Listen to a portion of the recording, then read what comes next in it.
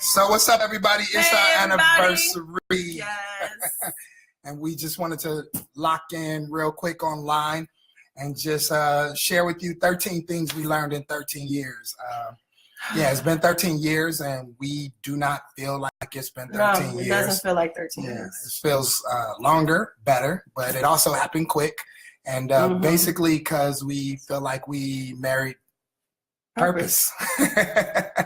So, most importantly, I say make sure that that you marry purpose, that you understand your purpose, and that you connect to that with the bigger idea, because it'll help you get through everything. When you much quicker. Whenever you know the purpose of a thing, then abuse is not possible. It's not inevitable. Not knowing the purpose of a thing, abuse is inevitable. So when you know the purpose of a thing, then it protects every process and every place that life can take you and that you go. So purpose being the bigger picture of anything, the purpose for marriage, the reason why you get together, the reason why, you choose to do what you do, is supersede, and it helps you to live for your higher self. All right. Exactly. So the first thing that we we learned in our marriage, or in 13 years, we didn't know anything about marriage, but we knew the marriage that we wanted, and we knew what we were willing to do to get it, right? We didn't know anything about marriage to the capacity that we wanted marriage, right? But we knew what we wanted, and we were willing to do what we were willing to do to get it. And I think that when people come together in marriage, that is essential that they come kind of with a clean slate, not arrogant, not feeling like you got this or whatever, no matter how much counseling you went through or how many books you read or whatever, but that you come in humility and like, hey, I know what I'm after, I know what I want, I know why I want it, but I'm really, we don't know necessarily everything that we need to know. And when you position yourself in that way, then you really come to a place of submission and a place where you learn and where you're willing to learn and where you're willing to grow, and not be arrogant to think that you automatically know what the other person wants or need, but you really take the time to ask them, to learn from them, and to humble yourself to learn and be willing to learn from them. It's really just making sure that you are teachable. Yeah. And that you always have a teachable spirit. That's right. And like my husband just said, making sure that you're not arrogant in this, and that you're humble, but also that you're not prideful. Yeah. Because sometimes we can, think that I want that. And this, to me, being the number one thing that we learned, was something that we learned really as an unmarried person. That's right. Is having it in our heart what we wanted in marriage, and then kind of knowing what was where our parents were and how their marriage was, and what we saw in marriages, what we like from various people's marriages. Because when you understand where you're coming from, you know what's coming against you. That's right. And so that way we knew that divorce was not an option, because it was on both sides, that both of our parents were divorced, and they, remarried, but we knew that we did not want to divorce. So that was never an option. So we never went into it thinking, oh, well, if this don't work, then I'm just gonna get a divorce. It was like, no, if this doesn't work, then I'm getting ready to find out how to make it work. Get ready to find out who I need to talk to try to make this happen, so that we can have a good marriage. So knowing a lot of that first one is a lot of legwork. Being an unmarried person is just having the desire and knowing what you want individually, because what you want individually is what's going to be attracted to you. And I share this sometimes when we talk to married people or even unmarried people. I say that I remember standing over my husband's shoulder and watching his goals in life, and seeing those were some of the same goals. A lot of the same things that he wanted was the very same thing that I wanted. So coming together, I wasn't losing myself. I was gaining myself, and I was gaining momentum. So that first one is very, very critical. Yeah, absolutely. Because when you know what you want, you know what you don't want, and you also learn how to learn from from everything and every scenario and every person. And you don't compromise when you know what you want. Yeah, and then you have to be knowing, you have to also know what you're willing to do to go after what it is that you want, right? And so we knew the picture of the marriage by way of vision, by way of dream, by way of communication, conversation, and then we keep that out front, and we're always pursuing that, always going after that. And even in our checkups and anniversary, I ask her often, I say, you know, is this the marriage that you always wanted? Am I the man? Am I making your dreams come true? Am I the man that's fulfilling your wishes? When you were single, in your single life, praying for your husband, am I fulfilling that desire in you? And if I'm not, wherever I'm falling short, please communicate with me and let me know, because it's my deepest desire to make your dreams come true and to be the epitome of what you always pray for and hope for, as a full expression of God's love for you. And that conversation, your heart has to be open. You can't get personal. Like, you can't, if they say, no, you're not meeting my expectation, you can't just like, oh my God, I suck, I'm horrible. You can't do that. You have to listen to what they're saying, because this person is the closest person to help you to be the best person that God wants you to be. So if they can't tell you the truth, then who in your life can tell you the truth? So that conversation is not a hard conversation. It's just a heart conversation. And you got to make sure that your heart is tender to be able to hear what your spouse is saying, so that you can make improvements in those various areas. That's great. Number two, not only did we do that, but we also knew that we needed a model or a mentor. Right? Yes. We knew that we needed a model or a mentor. The people that we learned from around us, that was great. We had great mentors in terms of a marriage model. Bishop Abney and Lady Lorraine Abney, they were married when we got married for 43 years, right? When we got married. And so we got to hang out with them, spend time with them. We love hanging out with older people and seasoned couples.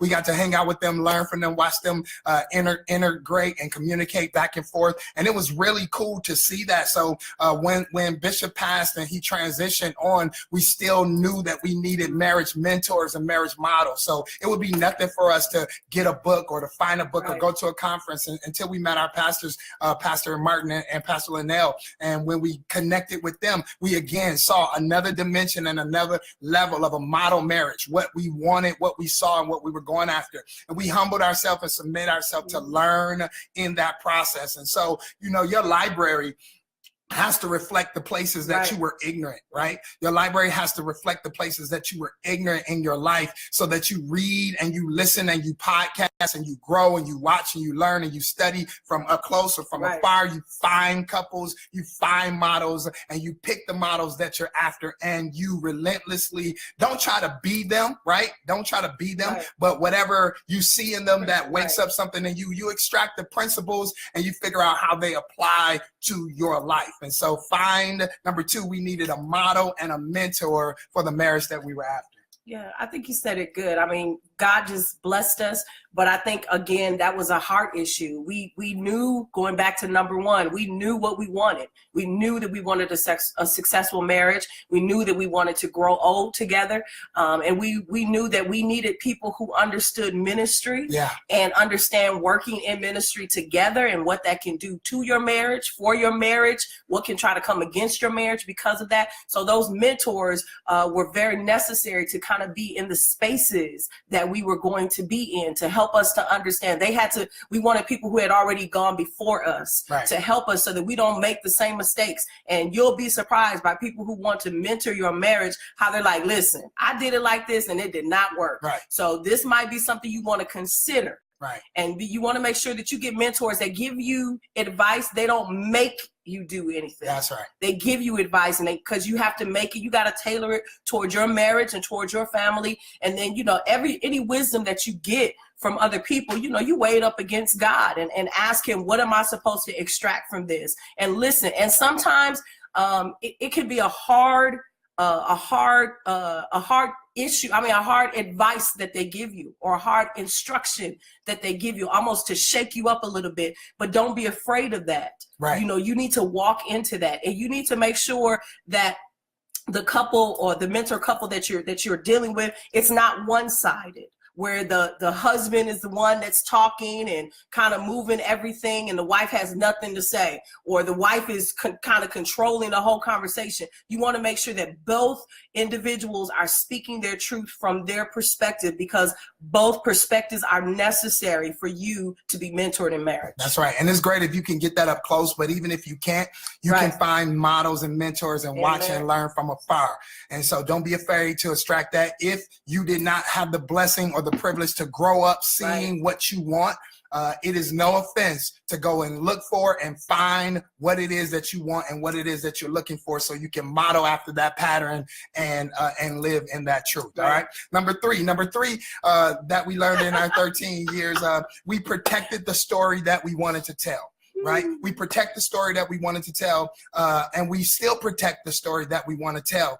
In dealing with the integrity of your marriage and the integrity of your life, I always tell my guys, your wife is a reflection of your decision-making skills, right? Your spouse, either way, is a reflection of your decision-making skills, and your spouse is, my wife is my integrity. My wife is my integrity. And integrity is to integrate one, right? When your public life and your private life becomes one, the more authentic, the more transparent you can be when you don't have to turn on and turn off. Now, I'm not saying everything you do at home, you do in public. You understand what I'm saying? But I am saying that your public life and your private life can become one, to a place where your life can be consistent.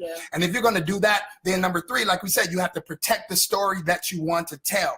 Protect the story that you want to tell, because while we were looking for marriage models and mentors, who knew also that we would become marriage models and mentors? Well, we knew because it was spoken of our life, but we because we knew that we would be marriage models and mentors, if for no one else, for our own children. Then all the decisions and the choices that we make, how we speak to each other, how we handle each other, how we apologize, how we live our lives out in front of people, we always try to protect our story. When we were single, when we were in our single life, and it would get hot and heavy. You understand what I'm saying? After we had that paperwork, you understand? We had that paperwork. We had a date. We picked out colors. It was just a matter of, I was like, come on, let's do this. We don't got to go through no formalities. We can go right downstairs, call one of your pastor friends and tell them to marry us. Yeah, she was all over me. She was trying to get a marriage in the living room just so she could get some. You understand what I'm saying? But the truth is, at the end of the day, we wanted to protect the story that we wanted to tell. So we spent time at our grandparents' house. We spent time in community. We spent time in places. We didn't hang out when it was too late, right? Because temptation got hot and heavy. And we were like, when we become pastors and when our children ask us questions, we don't want to lie. We want to tell them we did not. The first time we slept together was on our wedding night. We wanted to protect that story. And so in our decision making, we protected the story that we want to tell. I'll never forget one time we got heated in an argument. Our children were in the home and I raised my voice and I was like yelling at my wife, and my children were around and they went downstairs and they were crying because we was having an argument. And I went downstairs to apologize to my wife in front of my children, and then I apologized to my children for yelling at their mother in their presence, because I didn't ever want my daughter to think it was ever okay for a man to yell at a woman, or I didn't want my sons to think it was okay to yell at his wife, right? Even though the conversation had gotten heated. So what I did was I apologized, because I'm trying to protect the story that I want to tell and the continuity of the integrity to integrate one, two, your public life and your private life becoming one. And so we always choose to protect the story that we want to tell and try to live that in full integrity. And him going to that whole argument thing is that, I know that we kind of grew up in the era where whatever goes on in this house stays in this house. And it's true. Whatever goes on in your house stays in your house, but it stays in the heart of your children. That's right. And forever. And this is what they're measuring things. This is how they're measuring who they go out with, who they're going to marry. So, you can think that, I can just talk to my husband any kind of way. I can cuss him out. I can say whatever I want to and excuse it. I was angry, but you forget the children that are listening and that you are being a model for. You don't have to be pastors or leaders to be a model. You are being a model to the very people that are in your household, That's good, your man. kingdom children that are watching, and they will make their decisions about marriage in regards to how you treat each other. That's and right. when you don't treat each other right, you go back and you correct that. I mean, when my husband did that, I mean, it broke me down, because it wasn't that I felt like, oh, he just disrespected me or whatever. But in my head, I was thinking about, can my children hear what's going on? They won't even understand that we're just getting heated and passionate about something that we're talking about. Yeah, we wasn't really yelling. We just was having a high conversation. And just for him to do that, and so our children know that this is not the way. And if you do something wrong, that you go back and you ask for forgiveness for that. So, I mean, it was very, very powerful. So just make sure that if you're married, that you handle your spouse, understanding that they are God's creation. They are God's creature, and you must handle them with care. Does not mean you don't speak your mind, but when I speak my mind and I speak the truth in love. And the reason how I can speak the truth in love is I didn't go off on you and didn't say good morning. I didn't go off on you and didn't say that I love you. You have to make sure that you give a place where freedom of speech can happen, but freedom of speech can happen and being taken in the way that it should be taken when love abound is there. That's right. My wife always says, listen, we have to be conscious that this is our children's childhood. We had ours. We already had our childhood, and whatever memories we make and whatever climate we set in our home, this is their childhood. And whether we think we grew up in a space or a time in our families where we saw affection and love, and we saw things in our family that we wanted to model, we want to make sure that we do something, that we live a life that our children want to grow up and get married and grow up and say, hey, I want a marriage like my mom and my dad, because that's our responsibility. And just real quick, because I see the hashtag relationship goals, and most of the time when I see relationship goals on Instagram or Facebook, it's about money or it's about trips and stuff like that. No, relationship goals where I know that they treat each other correctly. I know that I am truly seeing how Christ feels about the church in this marriage. That's relationship goals. That's right. So number four, all right, you ready? 13 things. Number 4, what we know for sure is that we love each other more now than we did before. Right? We love each other more now than we did before. Thank you, and that may seem like duh, but what I'm saying is that if you're gaga goo in love in the beginning, right? If you're just it might be lust or it might be infatuation. Like there should be a level of love. We got this advice from Grandma Abney because she told us to be in love but be sober. She said, be sober in love in the beginning, because when you're sober in love, you're making conscious decisions. It's not needy. It's not because you don't want to be lonely or by yourself no more. That's right. It's soberly in love. Like, yes, I consciously love you. I choose to love you. I haven't fallen in love with you. I choose to love you today. I choose to love you tomorrow. I choose to love you the next day. And we were sober in love.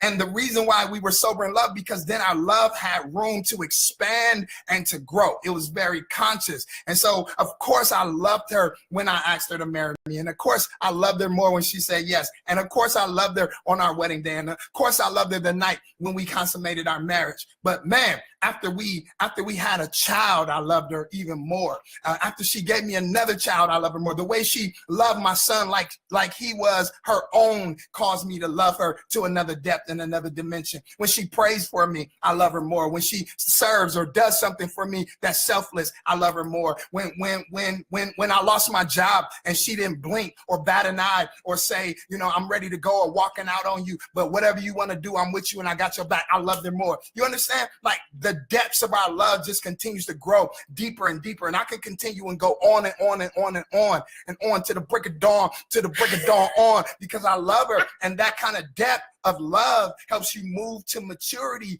And so when you're concentrated on the wins and not the losses and the things that you gained and the investment that you made, you don't walk away easy. You don't throw it all away easy. Argument ain't hard enough to give up on this love, because we got layers, girl.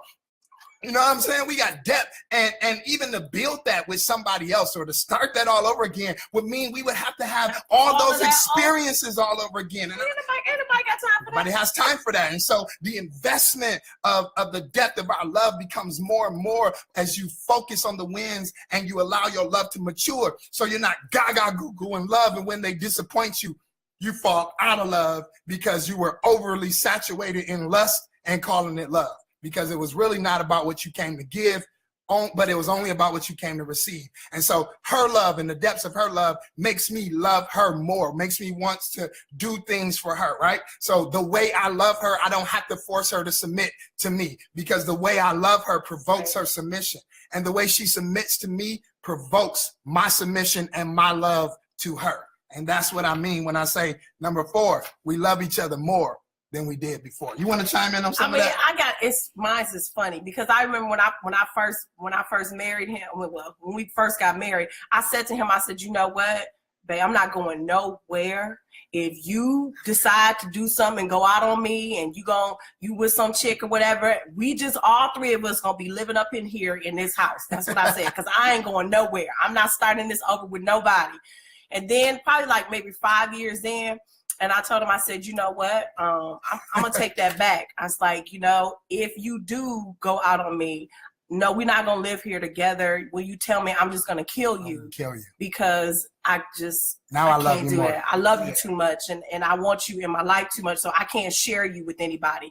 And my love had just gotten greater with him. But the interesting thing to me about when you're married and you have children, we will love our children and let them jack up and mess up and love them, and they do all kind of stuff and, you know, just act stupid, and we still bring her back and go buy them something and all this other kind of stuff, and you'll be mad, but you'll be mad for a short time. But let your spouse make you mad or do something against you. You're not as quick to forgive as you forgive your children. And not saying that your spouse is your child, but the love should be the same. Well, I mean, I'll take it even further, babe. We see people that aren't married that give chance after chance and time after time to boyfriends and girlfriends. And then when they get married, they have less tolerance for the same amount of stuff they put up with in a relationship that wasn't even a covenant. Right. And so when you are in covenant, you make sure that love is the goal, and the goal is to outlove you or to love you more than I did before, the day before. All right. Number five, right. We learned how to be honest and receive truth and transparency without taking it personal. This is a work in progress. I'm gonna tell you right now. Okay. Because this is one that I struggled with. I shouldn't say struggle with, but I'm getting much better 13 years later. But that first go around, and he was trying to tell me stuff, and I was just crying and like, I can't take it. Like, why are you talking to me like this? And he just looked at me, he like squared my shoulders, and he said, do you believe I have your best interest at heart? And I'm like, yes. He's like, do you believe that I love you? Yes. He was like, so just let me just tell you something. I know you're not used to nobody telling you nothing, but just know that I have your best interest at heart. I love you. I'm not going to tell you anything that's going to devour you or to take you to a place that you don't want to go. You just don't want to hear that right now. And I had to learn how to, you know, ready my heart for it. And there was processes. And I told him, when you got something that you need to say to me, I need you to give me an alert and give me some time, give me a meeting appointment. And then, you know, then I'm like, if I'm crying, just hand me the tissue and I'm going to wipe my face and just keep on going. Just keep on saying it, because you do have to understand that when we got married, I was like, man, this is the closest I will ever be to another human being, like to the point where I don't see me anymore. I see something else that is transforming. Right, I see us. So if this person cannot tell you the good, the bad, and the ugly, then who is going to tell you that? Why would you want to walk around with toilet paper in your skirt and nobody tell you? You shouldn't do that. So you need to allow your spouse the freedom and the room to be transparent, because if they don't tell you, then who they telling? Yeah, see, the truth is, I mean, like That's what I told her. I said, you have to allow me in love to tell you the truth and transparency, even if I don't feel good about what I have to say to you. If it's honest and I can't get through it, I have to tell you, no matter how sensitive the issue or the topic is about you or about me or something I like or something I don't appreciate or something I need you to do different or something I need you to change. It's imperative that I do not have to feel like I have to live a lie because I can't share my truth with you. Right. That I cannot open my heart to you and be able to receive or to tell you in transparency what I need, what I want, what I desire. The Bible says that a virtuous woman, his heart does safely trust in her, which means that I need to be able to safely share my places and my heart and my space and my desire with you, no matter how crazy it might seem, because I don't ever want to feel like I can't be transparent and that I'll tell somebody else or share with somebody else, something that only belongs to you, something that I should only tell you. And when people don't feel like they can tell the truth in transparency, that's when they begin to keep secrets, or that's when somebody else opens up their space or their heart to them to be able to be a voice or a sounding board. And most affairs and most relationships start to falter when you start being to other people what you should only be to your spouse, and you start having conversations with other people that you should only have with your spouse. And the more you do that and the more you engage in that process, then this is the difficulty or the challenge that becomes the intimacy of marriage.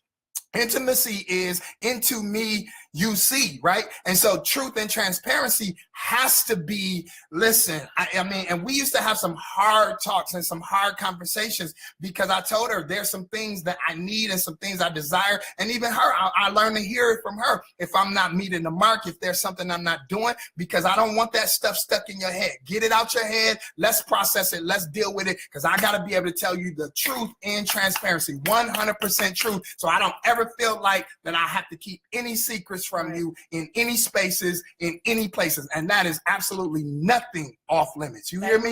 Nothing off limits. Remember you would say, like if we're having a hard conversation, you're like, what? Don't have a conversation in your head. Right. Stop having a conversation in your head. Say it to me now. Say it to me now. And because we'll walk away having this whole conversation, answering and all this other kind of stuff, and the person is sitting right there. So try not to have conversations in your head that you should be having with your spouse. Right. All right, number 6, we got to get it going because we don't want to hold you all night. All right, so obviously we learned that forgiveness is a lifestyle. Right? Forgiveness is a lifestyle.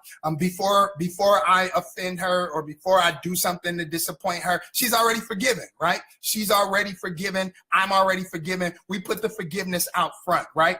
And when forgiveness is already granted, it's not a grace that you take advantage of because you know the sensitivity of it. You manage it differently. You handle it in a way where you like, I don't want to disappoint. I don't want to ask for forgiveness. I don't want to need it, right? So therefore, because I don't want to need it, I don't want to do it. But yet and still, I know that if I falter, if I fail, if I miss the mark, I know that forgiveness is there, and I may have to restore trust, or we may have to fix some boundaries or change some things. But forgiveness is a lifestyle. It's not a once in a lifetime thing, because it's not just the things that people consider that they need forgiveness for, infidelity or cheating or mismanaging money. It's the way you talk to me. It's the way you ignore me. It's the way you disappointed me. It's the thing you saying you were going to do something and you didn't do it. That's right. It's right. So the levels of forgiveness that has to be in the maturity and the cycle of your marriage, it keeps your marriage fresh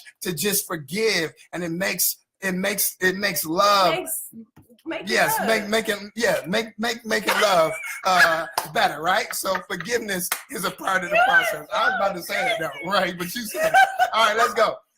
Here's what we also learned. Number seven. You following them? All right, make sure you're typing them out so you have them. We learn purpose over preferences. Purpose over preferences. Right? So having purpose or putting purpose over preferences simply means that it's not always what I want, right?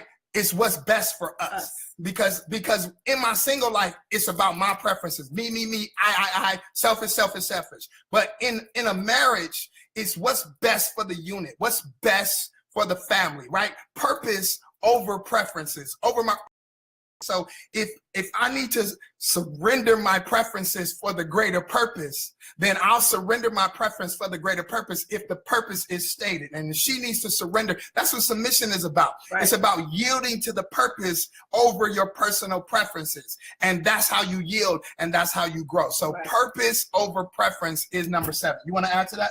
No. All right. Good. Number 8.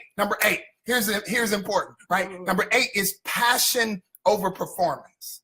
Passion over performance. We learn passion over performance because love isn't performance based. Now, yes, there is a level of things you do if you love somebody or if you're in love, right. There's a response to that, but it's not performance based. And when you base your love on performance, then you're just waiting for the next thing. And it's always right. A thing, and it's always a thing. And this person is doing a dance for you, not with you. When they're doing a dance for you, not with you, they're trying to perform, they're trying to keep you entertained, they're trying to keep you in a space, right? And so when we learn that it's passion over performance, then passion over performance translates in a lot of places. You understand what I'm saying? Passion over performance, right? Be present, be all right. In, be 100% in a conversation, right. Be 100% attentive in a moment, right? Be 100% focused in whatever you are engaging right. And doing. So even if performance doesn't meet certain expectations, if you're passionate about a thing, hey, passion goes a long way. You understand what I'm saying? And so passionate goes a long way, even when you can't go as long as you want to go, right? But you can still be passionate about it. Oh man, but the time you did get was incredibly passionate. It was incredible. And when you're really in love, it don't always take a long time. Sometimes you got a long time, and sometimes you just got time. You understand what I'm saying? Passion over performance, right? So don't worry about always trying to perform for your spouse. Just make sure that you're passionate and that you're present all the time. You're good. I don't need to. You don't want to say nothing. All right, number 9. We almost at 13. We're going to get you out of here. Number 9, we live in celebration so we don't have to celebrate. You writing this stuff down? All right, we live in celebration so we don't have to celebrate. People always ask, do y'all celebrate Valentine's Day? We like, no, we don't have nothing against Valentine's Day. It's a man-made pagan holiday. It is what it is. But we don't love. Hey, go and do love. Hearts, candy, arrows, whatever you want to do. Cupid.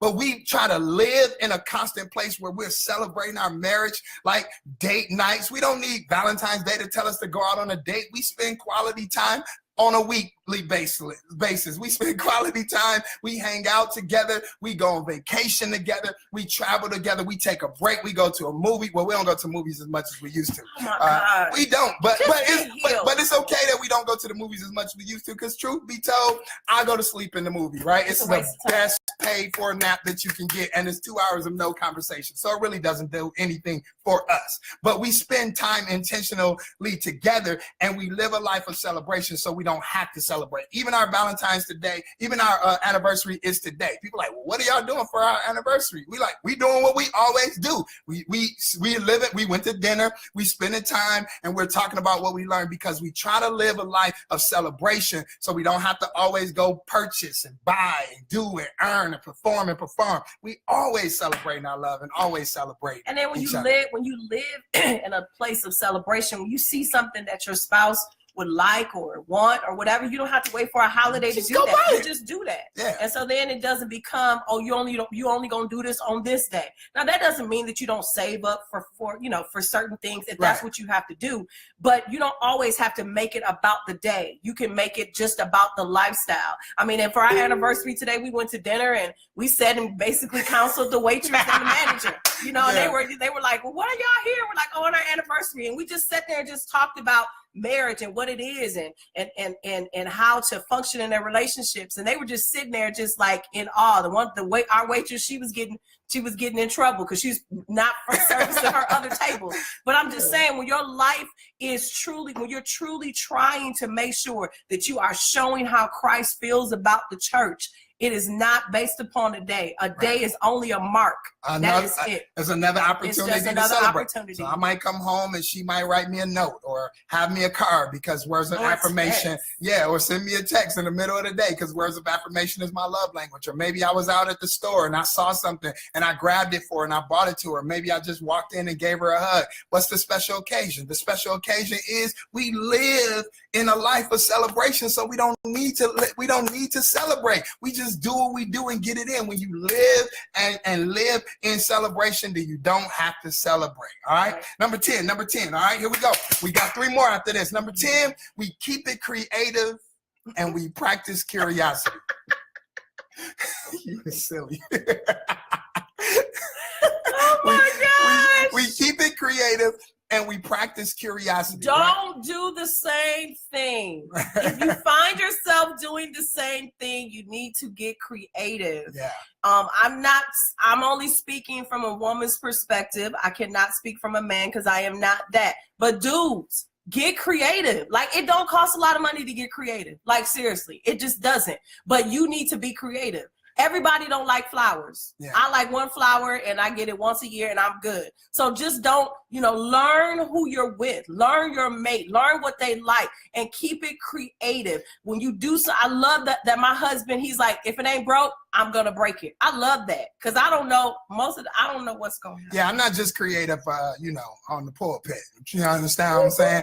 So you keep it creative and you practice curiosity. All right. So what do I mean? Never come to a place in your relationship where you think you know your spouse, where you just are familiar with them and comfortable. People evolve, right? They grow up. What they want something different. What they used to want, they don't want no more. And so you got to practice curiosity. What do you like now? How do you like it now? Where do you want it now, right? How do you want it now, right? So you always asking these questions and having these conversations to keep it curious, right? I'm exploring you. Your body is a wonderland. Your mind is a wonderland, right? What do you want? What do you need? What do you desire now? I know what you wanted 10 years ago. I know what you wanted last year. I know what you wanted 6 years ago. But what do you want now? What do you need now? What's most important to you now?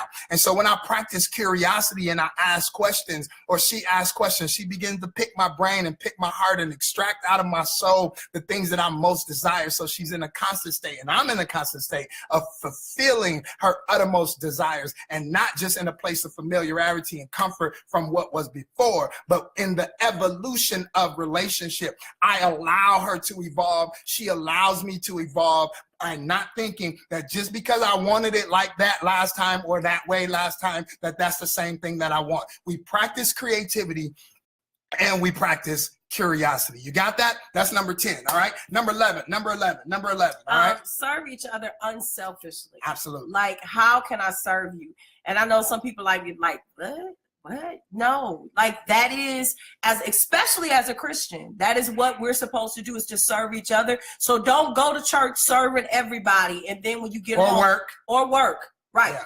And then you don't get home, you don't come home and serve your spouse. Like, don't do that, because your husband or your wife, people can be, especially if they're in leadership, people are coming to them, doing things for them, and don't let them come home and the person at their job is doing more for them than you are doing for them at home. Oh.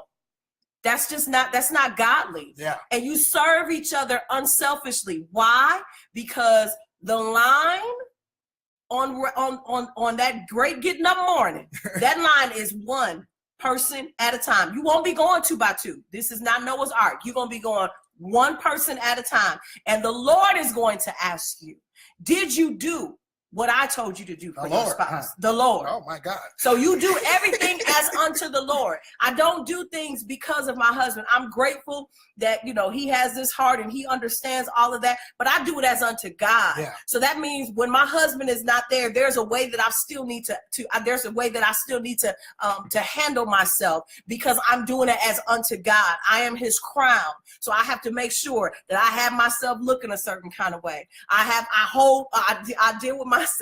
Yeah. I deal with myself accordingly, because I understand that I am his crown because we are one. But when you're serving each other, you're serving each other unselfishly. I'm not looking for him to give me the things that I'm giving him. Yeah. If he does, that's great. But if he doesn't, it's unto God. It's a mark unto God. And I look at God and be like, Lord, you told me to make macaroni and cheese and greens and stuff and like that. And I'm tired now. Now what you going to do for me? You going to give me my strength? And then I look up and something else is coming. Why? Because I'm doing it as unto God. I am truly his servant. I am allowing the love of God to come through me as the vessel to love him. That's right. And so that means I have to ask God, how do you want me to love him? And do it wholeheartedly. Yeah, because it's really a question of attitude. We always say, I want to be a full expression of God's love towards you, right? So when you see me, when you feel how I love you, I want you to feel God loving you through me. Mm-hmm. Feel God loving you through me. And so when I serve you unselfishly, it's not serving you what I want or the way I want. It's serving you. It's serving her what she wants, the way she wants it, in the manner that she wants it. And so that's really about attitude. That's all about attitude. Attitude, attitude, attitude. Can I have some water? Here. Can I have a napkin? Here. You know, that's the wrong attitude. Serving unselfishly is giving you what you want the way you want it. You understand what I'm saying? That's serving unselfishly and to the best of my ability when you want it. Okay, number, where we at? Number 12. We almost done. Number 12. Pray that God will show you your mate and show you about your spouse and spend your life helping to execute his thoughts about your spouse. Or her, yeah. Or no. Yes, God's thoughts. God's thoughts about them, not your thoughts, but God's thoughts about it. When he created them, what did he think about them? And you live your life creating and executing the thoughts that God has for your spouse. That's right. That's essential, and it's necessary, because I could be married to him and be like, you know, well, you my husband, so I don't feel like you need to be going over to that church and spending all that time with them people. I don't know what you doing and why you over here in this meeting, or it's late and I'm tired and why you can't come. Like, I don't do that. Yeah. It's not to gloat or to sound so wonderful. It's just that God showed me who he was before he was my husband. Yeah. And because he showed me who he was before he was my husband, I will do God a disservice if I do anything else outside of what he showed me. Yeah, if you're not married, if you're single, do not marry someone that you do not have a sense of what their purpose is, right? Do not marry them without getting a glimpse from God, who they are, what they care about, and what they're about. And if you are already married and you don't know, then get in the face of God and ask God to give you a revelation about their destiny. I had the ring in my pocket. I'd already made up my choice. I already was preparing how I was going to propose. But when my wife and I was having a conversation, she began to say how she saw me and saw how my future was and what was on my life and how important she felt that I was to God and what God wanted to do through my life, then I knew that she wouldn't detract from my purpose or my destiny, but that she would add to it and actually help facilitate who I was according to the grace that God would give her to help move me into the place of who I was supposed to be. And when I got a glimpse of who she was, then I protect, I push, I prod, I require, I ask her, how you doing on the book? How you working on that CD? Are you doing on your notes? Are you ready to speak? Are you ready to preach, right? I know that you're beautiful. I know that you can sing, but it's more to you than that. That's not all that you are.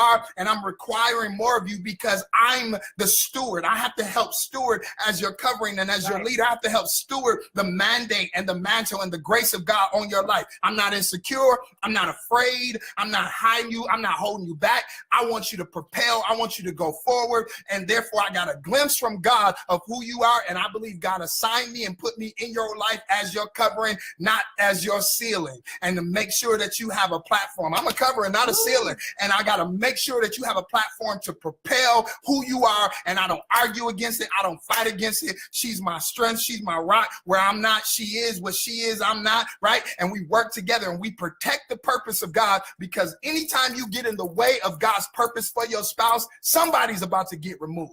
You understand what I'm saying? Dude, Because God don't play that. God don't play that. You didn't get married to get in the way. You didn't get married to become a hindrance of what God wants to do in and through their life. You got married to be a catalyst, to be a complement, to be a covenant to the thing that God wants to get done further, faster, 10 times, a greater grace, a greater anointing. And so you have to make sure that in the understanding of purpose and priority, that you get a glimpse of who your spouse is, and that you make sure that you ask God to use you to be a blessing to who they are and what they're about. And anytime you see them lacking on purpose or being slothful or lethargic about the thing that God has assigned them to be, you're supposed to poke and prod. Now, if people were more caught up in the purpose of their spouse, this trivial stuff that we end up fussing and falling out about would be nothing. Listen, it's a greater sense of identity of why God brought two people together. And so that has to always be in the forefront of your mind and your identity. So pray that God shows you who your spouse is, and make sure that you are being used by God, not the enemy to destroy them, but used by God to help execute his thoughts. Don't let the enemy use you. Let God use you. What did you want to say? And you want to make sure, because we don't want to be one-sided with this, but you want to make sure that what God has purposed and destined for you to do, that is a conversation that you have in your family. That's a family plan. And it doesn't mean that it means like, today we talked about the Holy Spirit and timing and things of that nature. And you have to make sure that you're flowing in the timing of God. That's why it's necessary for you to pray together. That's why it's necessary for you to meet together, to have checkups, have to have checkups with each other, because you could feel like this is what I need to do. And I need to go start this business. And God told me to start this business. But wait a minute, wait. We need to make sure that we take care of home, and we need to make sure we got enough money. Like, you got to have a plan. You can't just be throwing stuff out there with no method. Go ahead. Oh, but you got to have a plan. That's another Facebook Live, because that's so good what you just said. But I'm just saying, because people just be going. But that's another Facebook Live. We're gonna have to do that one later. All right. Number 13, the last one. 13 things we learned in 13 years. All right, y'all ready? Wait a minute. Are y'all ready? Oh, get out of here. Are y'all ready? Y'all ready? Okay. So married people have sex. You understand what I'm saying? Have sex. You have to tell married people to have sex? Unfortunately, single people are having more sex than married people.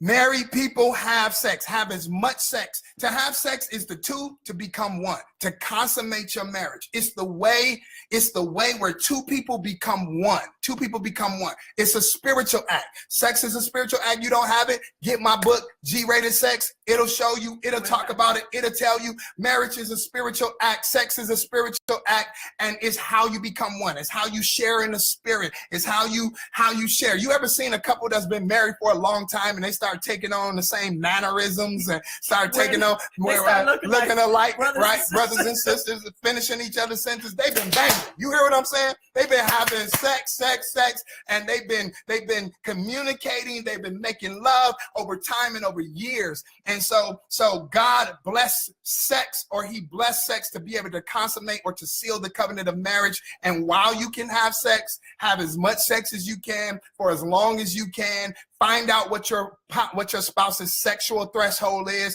Find out what they want, what they desire, what's the minimum times a week that they need to have sex, and ask them and fulfill it. To get an energy drink, have some coffee, drink a Red Bull, go to sleep, take a nap, do whatever you got to do, because you want sexual fulfillment to take place in your bed. The marriage bed is pure and undefiled. You got to become one. You want to become one, and you want to make sure that you are fulfilling their sexual appetite, right? Make sure you're fulfilling their sexual appetite. And so married people, have as much sex as you can. This is the space, this is the time where two people become one. It's absolutely essential. I mean, like, it's interesting, because I hear sometimes women be like, well, he just phony all the time, and I just don't know.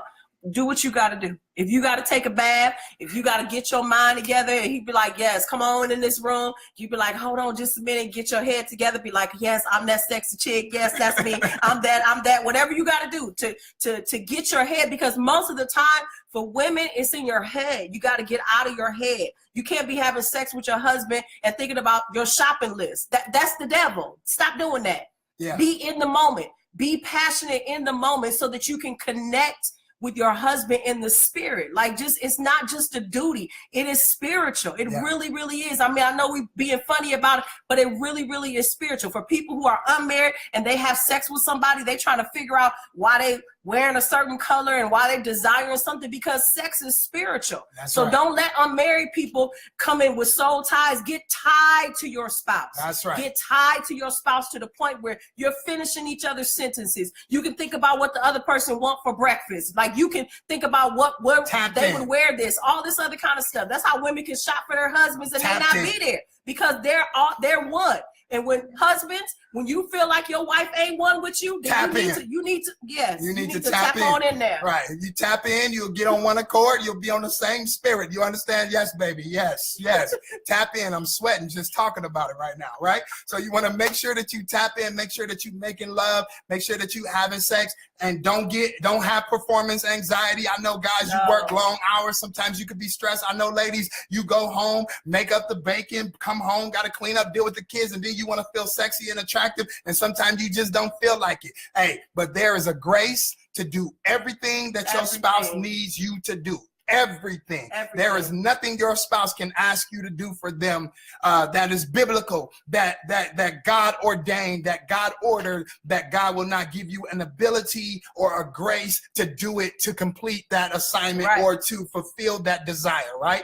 And so you can pray and ask God, give me strength. You ask God to give you strength for everything else. You can ask God to give you strength to make love to your spouse, to make love to your spouse, right? And don't get caught up in, it don't always have to be like on the movies, right? And don't always have to be like you imagine. It don't always have to be like it was the last time. Sometimes it's just not that. But the intimacy and the need and the meeting the need and the fulfilling the desire is the thing that does not give you any space for anything or give no place to the enemy, right? So have sex, have a lot of sex, make love, and become one. That's 13 things we learned in 13 years. Are we gonna ask questions? I don't think that this is real time for us to be able to ask questions. So what we'll do is we will close this out, then we'll start another question, Q&A, and we'll answer on the Q&A line. That way we can see it and we can communicate. We won't communicate this in that same manner, all right? So we'll do that so that way we can keep up. All right, so 13 things we learned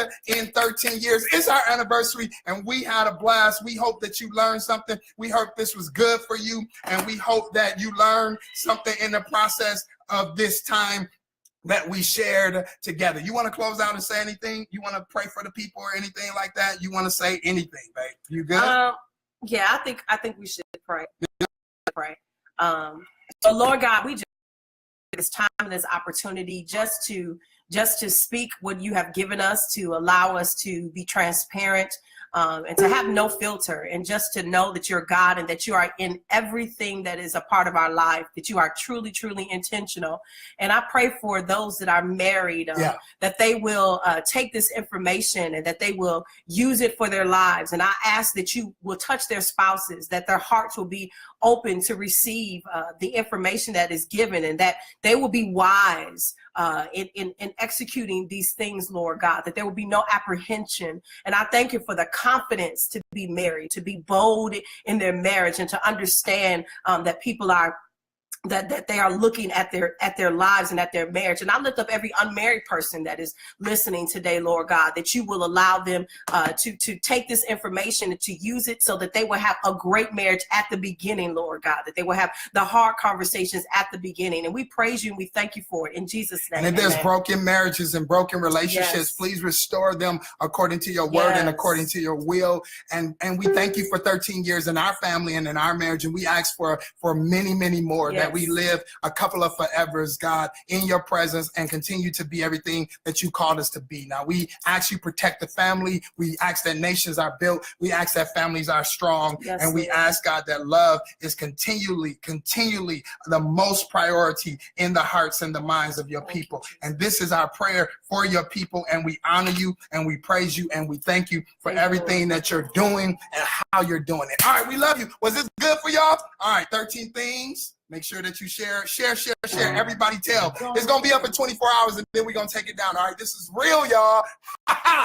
Get G-rated sex if you don't have it, and please go subscribe to my YouTube page. All right, check it out. We're going to probably post it up over there and let it stay for a little while. God bless you. See you later. Yeah. So we could fall again. I love PJ. Be the way we were when we first began. The first time that I ever saw you smile, I want that feeling again. To be the way we were